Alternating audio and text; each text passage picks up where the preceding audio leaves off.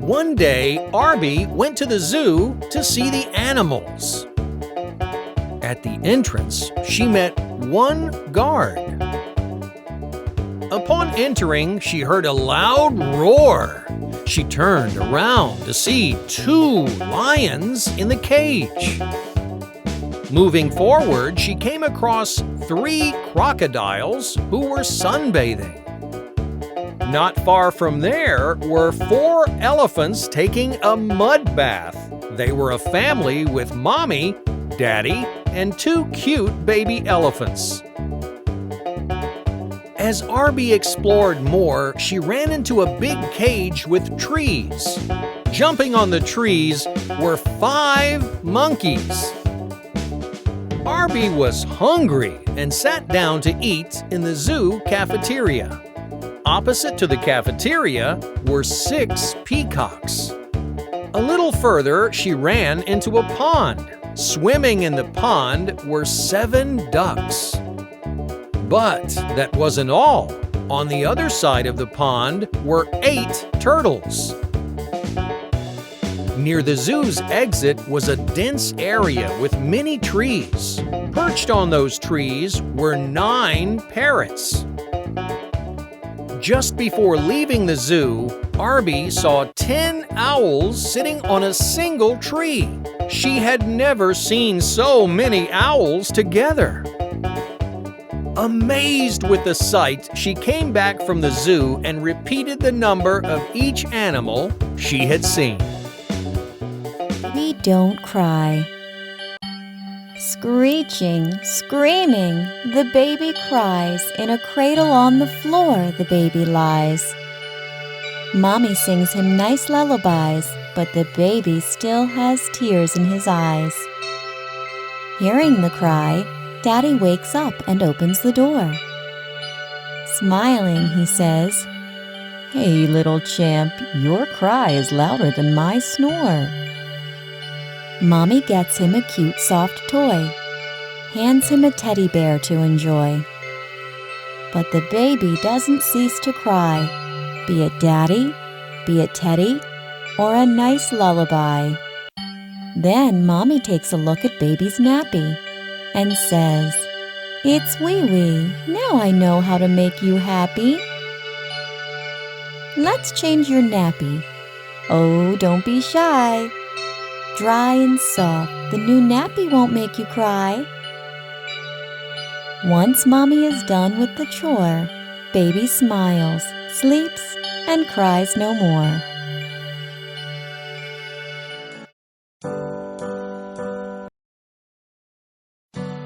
Once upon a time, on a farm next to a pond, Mother Duck was sitting on her nest on her eggs. It was a summer's day. Slowly, one by one, her eggs all cracked open. The ducklings all said, "Quack, quack," but one egg did not hatch. Grandfather Duck heard all the quacking and went to see Mother Duck. Mother Duck told him about the egg that had not hatched. Grandfather Duck thought the egg looked like a turkey's egg because it was so big. After a few days of waiting, the big egg hatched. Mother Duck could see that the duckling was not the same as the others. It was bigger, white, and ugly. Mother Duck was sure that the duckling would change and become like the others. Mother Duck and the ducklings went swimming in the pond. The ugly duckling could swim much better than the others could. Mother Duck was very happy about this. After their swim, Mother Duck took the ducklings to the farmyard to play. The farm animals saw the ugly duckling and were very mean to him. They told him he looked ugly and that he did not look like the other ducklings. The ugly duckling became very sad. Mother Duck was not happy with the other animals and told them to leave the ugly duckling alone. Mother Duck told them how well the ugly duckling swam and how she thought he would look like the other ducklings in a few days. The days went by and nobody listened to Mother Duck. The farm animals still made fun of the ugly duckling. The other ducklings were also mean to him and would not play with him. The ugly duckling felt very sad. He did not want to be at the farm anymore. One night he ran away. He went a long, long way and fell asleep in a muddy marsh. The next morning the ugly duckling woke to see some of the wild ducks looking at him. He asked them if he could stay with them. They told him that he was ugly, so he could not stay with them and had to go. The ugly duckling was very sad. Nobody was ready to be his friend because he was so ugly. It started to rain, so the ugly duckling found a place to stay dry. He took shelter under the porch of an old house. The next day, the house door opened and a big dog came outside. The dog barked at the ugly duckling, and the duckling had to run away very quickly. The days went by and winter came. The ugly duckling was very cold. He lived alone near a pond and made his home in the long grass. It was a long winter. Finally spring came with sunny days. One day on the pond, the ugly duckling saw 3 beautiful white swans swimming. The ugly duckling knew that they would not want him as a friend because he was too ugly. The 3 swans saw the ugly duckling and swam over to him. They said, "Hello, new swan." The ugly duckling asked them why they called him a swan when he was a duck. The swans told him that he was not a duck and to look at his reflection in the water. 3 swans saw the ugly duckling and the ugly duckling was very happy with his reflection in the water. He was not an ugly duckling anymore. He was a handsome white swan. The 3 swans were happy to be his friends, and they all swam in the pond. The 4 swans flew up in the sky. The ugly duckling was a very handsome white swan. He was very happy. The children on the ground clapped as the swans flew above them.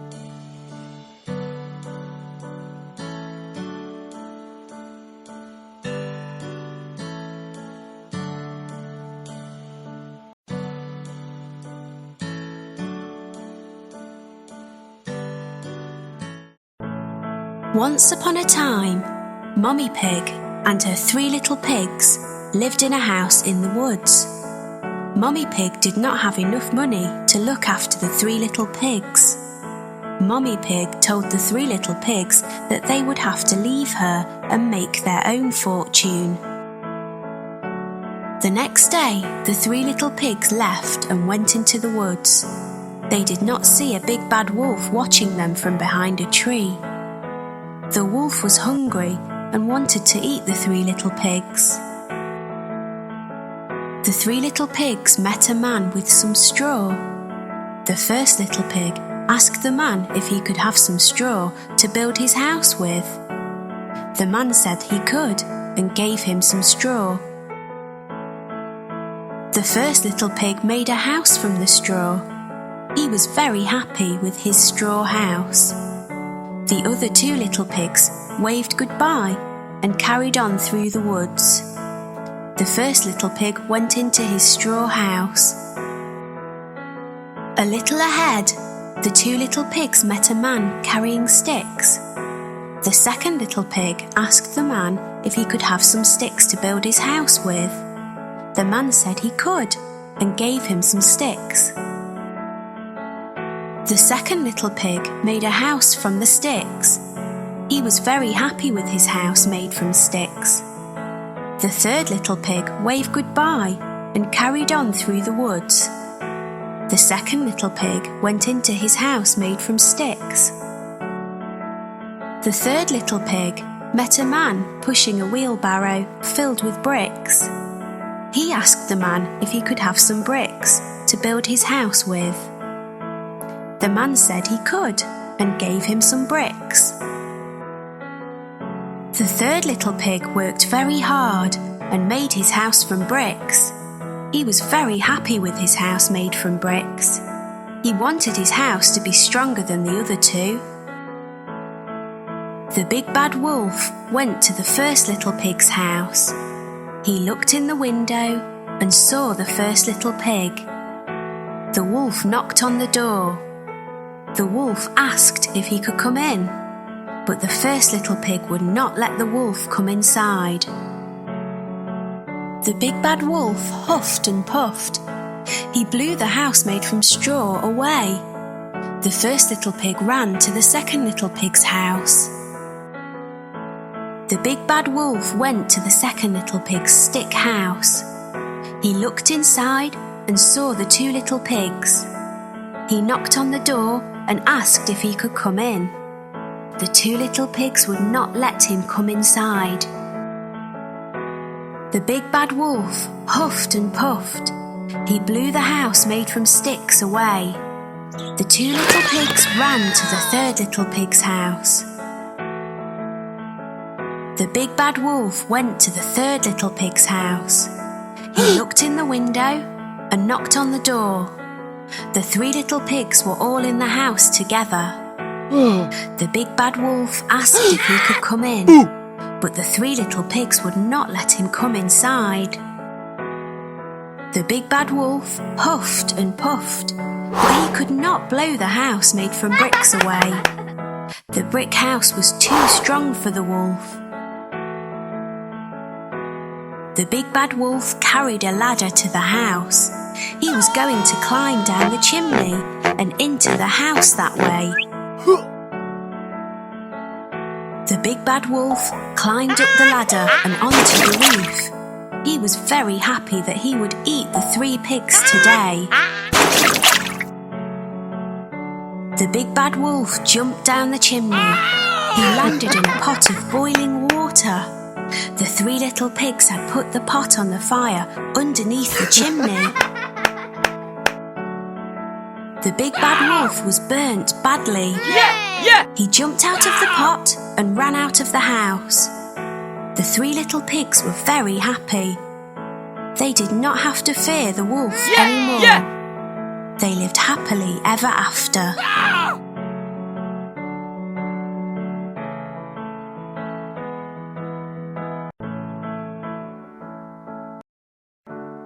Once upon a time, next to a big forest, lived a little girl with her mum and dad. Each time the little girl went into the forest, she wore a red hood. Everyone called her Little Red Riding Hood. One day, her mum had baked a cake. The cake was a present for Red Riding Hood's grandmother. Grandmother lived on the other side of the forest. Red Riding Hood's mum asked her to take the cake to Grandma. Mum told Red Riding Hood to keep on the pathway and not stop anywhere. She told her not to talk to strangers. Mum and Red Riding Hood waved goodbye to each other. Little Red Riding Hood went into the forest. She had a basket on her arm with the cake inside. A big bad wolf was watching her. He was very hungry. Little Red Riding Hood did not see him. He came beside Red Riding Hood. The wolf tried to sound friendly. He asked Red Riding Hood where she was going. She told him she was going to see her grandmother on the other side of the forest. The big bad wolf told Red Riding Hood that she should pick some flowers for Grandma. As Red Riding Hood was picking the flowers, the wolf ran off. He wanted to get to Grandmother's house before Red Riding Hood. The big bad wolf arrived at Grandmother's house. He knocked on the door. Grandmother asked who it was. The wolf changed his voice and said it was Red Riding Hood. Grandmother said the door was open. The big bad wolf let himself in. Grandmother saw him and began to scream. Before she could do anything, the big bad wolf swallowed Grandmother up. The big bad wolf was not satisfied. He wanted to eat Red Riding Hood as well. The big bad wolf dressed himself in Grandmother's clothes. He climbed into her bed. He waited for Red Riding Hood to arrive. Red Riding Hood came to Grandmother's house. She knocked on the door and asked if she could come in. The big bad wolf changed his voice. He sounded like her grandmother. He told her to come in. Red Riding Hood said what a deep voice her grandmother had. The wolf said it was better to greet her with. Red Riding Hood moved closer to her grandmother. She said what big eyes she had. The wolf said they were better to see her with. Red Riding Hood said what big ears grandmother had. The wolf said they were better to hear her with. The wolf told her to move closer. Red Riding Hood said what big teeth she had. The wolf told her they were better to eat her with. The wolf jumped out of the bed. Red Riding Hood screamed. Red Riding Hood ran from the house. The big bad wolf chased her. She saw a woodcutter. Red Riding Hood told him that the wolf had eaten her grandmother. The brave woodcutter picked the big bad wolf up. He shook him and the grandmother came out. She was shaken but safe and okay. Hooray! The woodcutter, grandmother and Red Riding Hood all watched the wolf run away. They were happy now. The big bad wolf had gone. Red Riding Hood and her grandmother thanked the woodcutter. Little Red Riding Hood told her grandmother and the woodcutter that she had learnt a lesson. She would always follow her mother's instructions and never talk to strangers again.